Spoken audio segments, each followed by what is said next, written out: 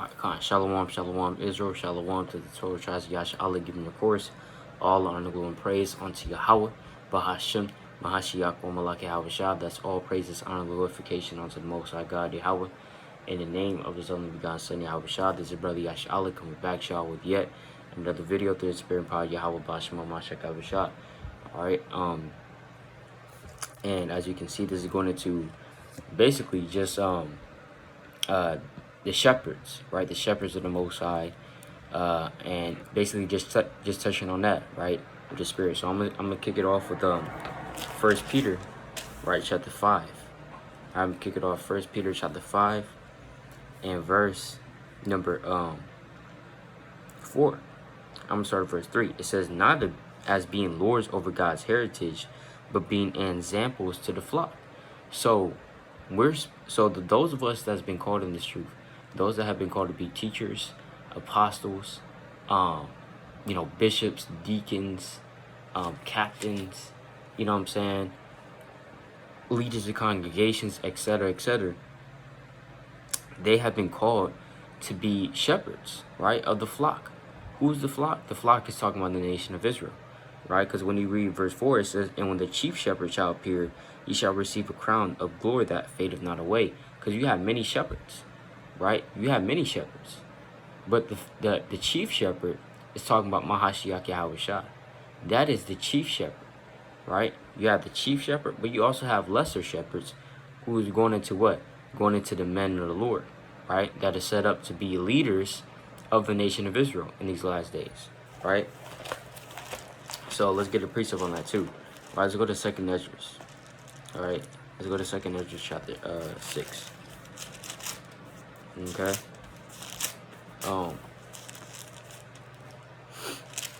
Let's go to 2nd Ezra chapter 6, I believe this was, right? Or chapter 5. Right. 2nd Ezra. Right, Khan. This is 2nd Ezra chapter 5 and verse number 16. It says, "And in the second night it came to pass that Selethiel, the captain of the people, came unto me, saying, Where hast thou been, and where is thy countenance? Why is thy countenance so heavy?" So this is when Selethiel, who was the captain of the people, the captain over Israel, right? And he's coming to Ezra, right? And he's saying, "Look, where you been? Why are you just out here by yourself? Why is your countenance heavy?" Right? Meaning, why is it sad? Why is it, why is it serious? You know what I'm saying? Why is it so serious? Verse 17, "Knowest thou not that Israel is committed unto thee in the land of their captivity?" Meaning, Israel is reliant, is waiting for Ezra. Because Ezra is a prophet during this time. During the time of Ezra and Nehemiah, during the 5th century BC, during the time of the restoration of the temple and of Jerusalem, right? During the Persian and Median captivity, that's the captivity he's talking about, the Persian and Median captivity, right? Quick sidebar, when you go to the book of Daniel, right? Daniel chapter 7, right? Let's get this Daniel chapter 7 and verse 4, right? I'm going to start at verse 3. "And 4 great beasts came up from the sea, diverse from one another. The first was like a lion, and had eagle's wings. I beheld till the wings thereof were plucked, and it was lifted from the earth, and made stand upon the feet as a man, and a man's heart was given unto it." So this beast, right, is really describing a griffin, right? But this beast in verse 4 is making reference to the king, or basically making reference to Babylon. Right, Babylon, ancient Babylon, right? Not Babylon the Great, but ancient Babylon, who was ruled by Nebuchadnezzar II, Belshazzar, Nabopolassar, who was the father of Nebuchadnezzar II, etc., etc. These men, right, they ruled in Babylon, and they also put us in captivity. All right, this was the early, I would say late 7th century BC, as well as the 6th century BC, right? That's when we were in captivity under the Babylonians. You can read that in Daniel, as well as Isaiah, Jeremiah, etc., right? Verse 5. And behold, another beast, a second like to a bear, and it raised up itself on one side, and it had 3 ribs in the mouth of it between the teeth of it. And they said thus unto it, Rise, devour much flesh. So what does this beast represent? In verse 5, this beast is the Persian and Median Empire, the Medo-Persian Empire, the Achaemenid Empire, right? That ruled right after Babylon. They actually took down Babylon, right? It was ruled firstly by Cyrus II, or aka Cyrus the Great, right? He ruled in the Persian Empire, okay? And they also put us in captivity too, all right? And Ezra and Nehemiah, these men were the 2 top prophets during that time, okay? So that was just a sidebar. 2 Ezra 5 and verse 18. Up then, and eat bread, and forsake us not, as a shepherd that leaveth his flock in the hands of cruel wolves. So Salethiel's like, get up, eat some bread, because you look like you're about to die, right? You look hella skinny, right? Get up, eat some bread, and forsake us not. Don't forsake us. You know what I'm saying? As a shepherd that leaveth his flock. He's basically comparing, right, Esdras to a shepherd that will leave his flock. Remember, a shepherd is someone that's in charge of sheep, okay? A shepherd is a leader, okay? That's also a modern definition too when you type up shepherd. What is a shepherd? Basically, a modern definition would be someone that leads. Leads you in especially spiritual journeys. You know what I'm saying? That's literally what it will say in the Google. But a shepherd back in the ancient world would lead its sheep. It would guide it, correct it. It would guide it to where it needs to go. You know what I'm saying? Like, for example, let's go to the book of Psalm chapter 23, right? Psalm chapter 23 and verse 4, right? It says, Yea, though I walk through the shadow of death, right? So like, I'm going to start at verse 1, right? I'm starting at verse 1. Psalm chapter 23, verse 1. The Lord is my shepherd, I shall not want. So the Lord, ultimately, he's our shepherd, okay? That's why it says that when the chief shepherd shall appear, right? In the book of Peter chapter 5, verse 4, right? Verse 2. He maketh me to lie down in green pastures. He leadeth me, Slaki, he leadeth me beside the still waters. So the Lord leads us to the still waters, right? Now, just like a shepherd in the physical realm, or the physical kind of application of the scripture, literally a shepherd will lead his flock of sheep to the still waters, to go get water, to go to the green pastures, you know what I'm saying, to go to the shade, you know what I'm saying, to hide them from the heat, right, etc., etc.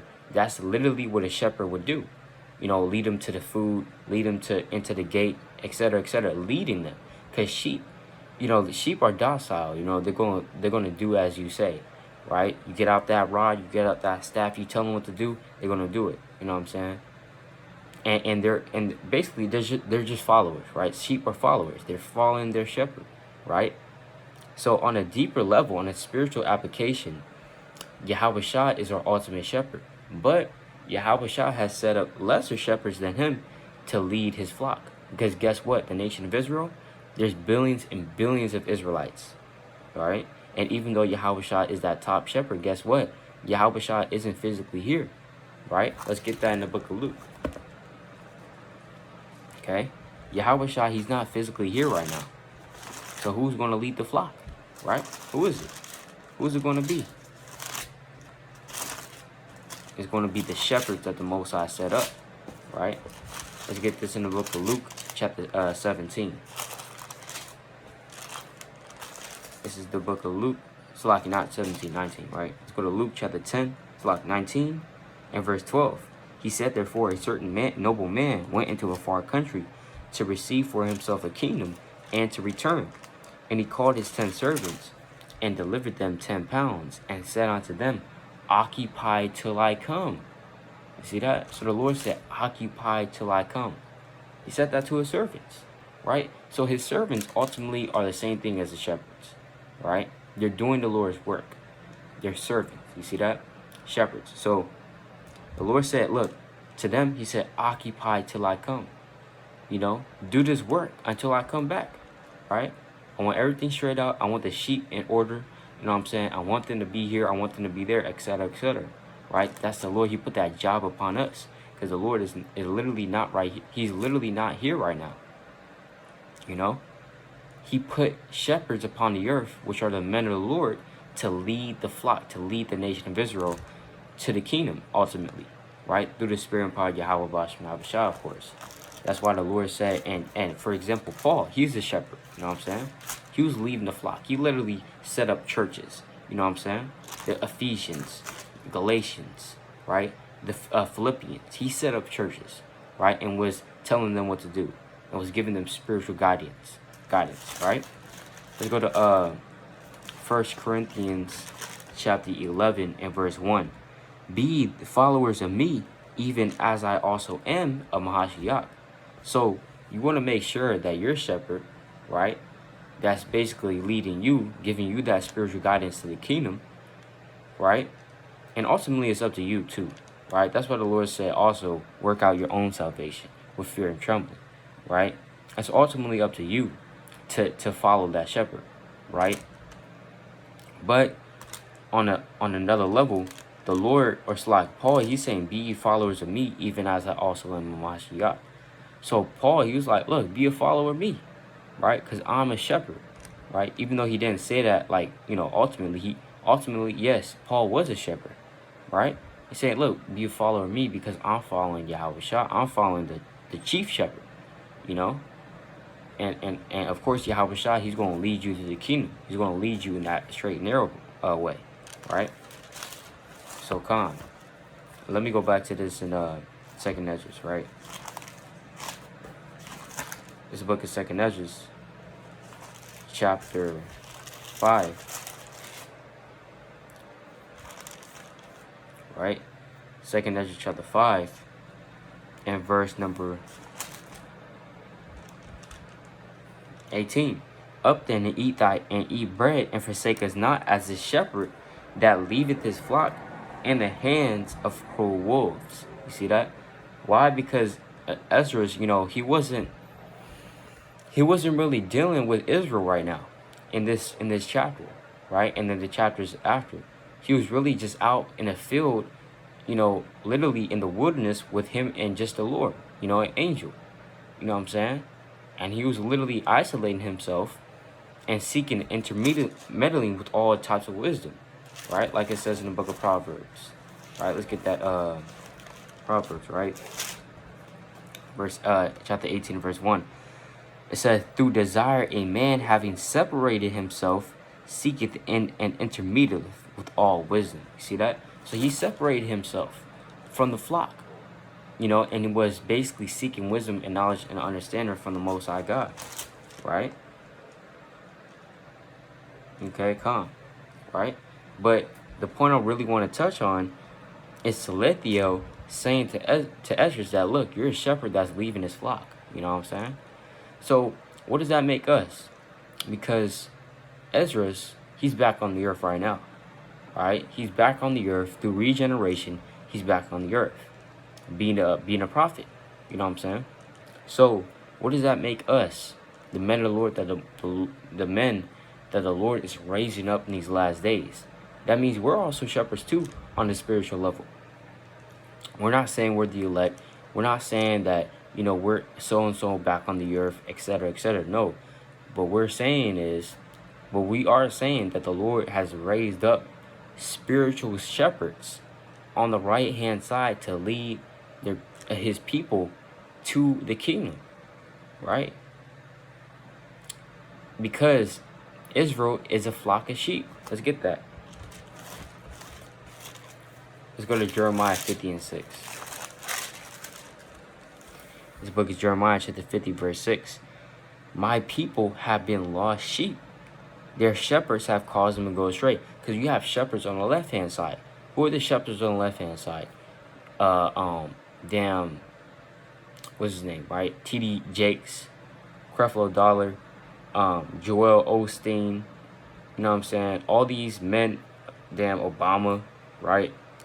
These are the shepherds on the left-hand side that have caused our people to go astray. You know, Esau too.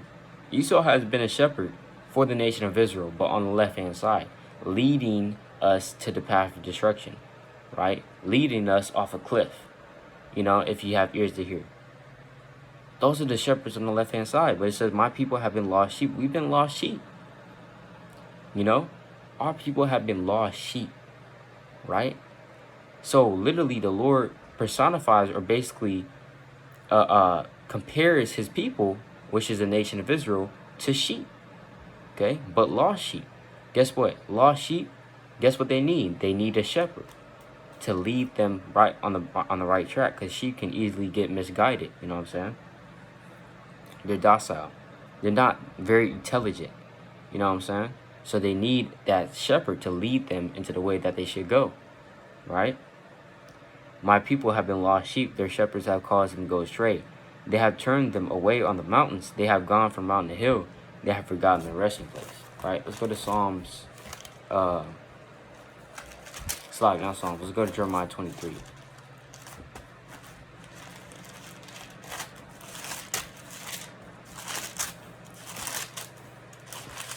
This is the book of Jeremiah, chapter 23, verse 1. Woe be unto the pastors that destroy and scatter the sheep of my pasture, saith the Lord. You see that? So the Lord is saying, woe unto the pastors that destroy and scatter the sheep of my pastures. Is the Lord talking about literal sheep? You know what I'm saying? Our pastors, who are basically disciples of the Most High God, our pastors actually driving out literal sheep. You know what I'm saying? Causing them to go astray. No, it's not talking about little sheep, right? The sheep is talking about the nation of Israel, right? As we keep proving, right? Did not the Lord say the house of Israel in the book of Matthew chapter 15 verse 24, I am not sent but unto the lost sheep of the house of Israel. So Israel literally is that sheep that has been talked about. You know, in Matthew chapter 25 even, when the Lord separates the sheep and the goats, right? The Lord is going to separate the Israelites, right? On the one fold, the Lord is going to separate the Israelites along with other nations. Because guess what? Israel is the only nation that has been referenced to a sheep. Okay? But I didn't want to make this too long. I just want to touch on, you know, us being spiritual shepherds in the last days. Right? Let's get this. It's the book of John.